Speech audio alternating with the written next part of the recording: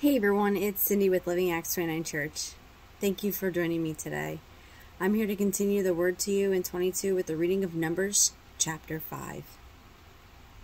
And the Lord spoke to Moses, saying, Command the children of Israel that they put out of the camp every leper, everyone who has a discharge, and whoever becomes defiled by a corpse. You shall put out both male and female, you shall put out them outside the camp, that they may not defile their camps in the midst of which I dwell.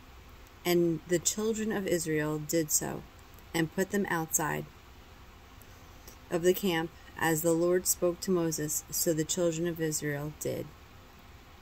Then the Lord spoke to Moses, saying, Speak to the children of Israel, when a man or a woman commits any sin that men commit in unfaithfulness against the Lord, and that person is guilty, then he shall confess the sin which he has committed.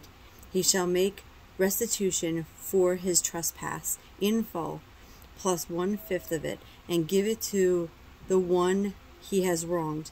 But if the man has no relative to whom restitution may be made for the wrong, the restoration for the wrong must go to the Lord, for the priest, in addition to the ram of the atonement offering, of which atonement is made for him. Every offering of the holy things of the children of Israel, which they bring to the priest, shall be his. And every man's holy things shall be his. Whatever any man gives to the priest shall be his. And the Lord spoke to Moses, saying, Speak to the children of Israel, and say to them, If any man's wife go astray, and behaves unfaithfully towards him, and a man lie with her carnally, and it is hidden from the eye of her husband, and it is concealed that she has defiled herself, and there was no witness against her, nor was she caught, if the spirit of jealousy comes upon him, and he becomes jealous of his wife, who had defiled herself, or if the spirit of jealousy comes upon him, and he becomes jealous of his wife, although she has not defiled herself, then the man shall bring his wife to the priest. He shall bring the offering required for her, 1/10 of an tenth of barley meat. He shall pour no oil on it, and pour no frankincense on it, because it is a grain offering of jealousy, an offering for remembering, for bringing iniquity to remembrance. And the priest shall bring her near, and set her before the Lord. If the priest shall take holy water in an earthen vessel, and take some of the dust that is on the floor of the tabernacle, and put it into the water, then the priest shall stand the woman before God the Lord, uncover the woman's head, and put the offering for remembering in her hands, which is the grain offering of jealousy. And the priest shall have in his hands the bitter water that brings a curse.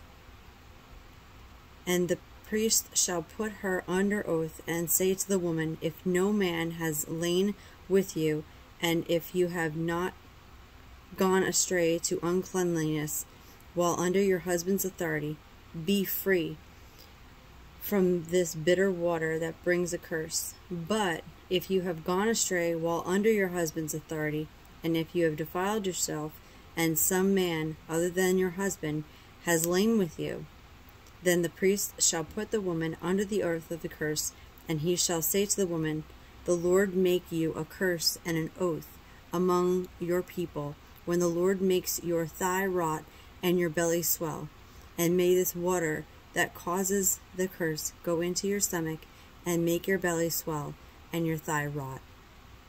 Then the woman then the woman shall say, Amen, so be it. Then the priest shall write these curses in a book, and he shall scrape them off into the bitter water. And he shall make the woman drink the bitter water that brings the curse, and the water that brings the curse shall enter her and become bitter. Then the priest shall take the grain offering of jealousy from the woman's hand, shall wave the offering before the Lord, and bring it to the altar.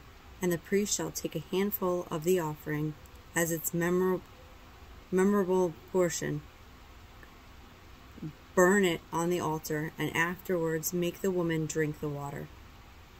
When he has made her drink the water, then it shall be, if she has defiled herself and behaved unfaithfully towards her husband, that the water that brings a curse will enter her and become bitter, and her belly will swell, her thighs will rot, and the woman will become a curse among the women, will become a curse among her people. But if the woman has not defiled herself and is clean, then she shall be set free and may conceive children. This is the law of jealousy: when a wife, while under her husband's authority, goes astray and defiles herself, or when the spirit of jealousy comes upon a man, and he becomes jealous of his wife, then he shall stand the woman before the Lord, and the priest shall execute all his laws upon her. Then the man shall be free from iniquity, but that woman shall bear her guilt. Thank you so much for joining me. Stay tuned tomorrow where we continue with the reading of Numbers chapter 6.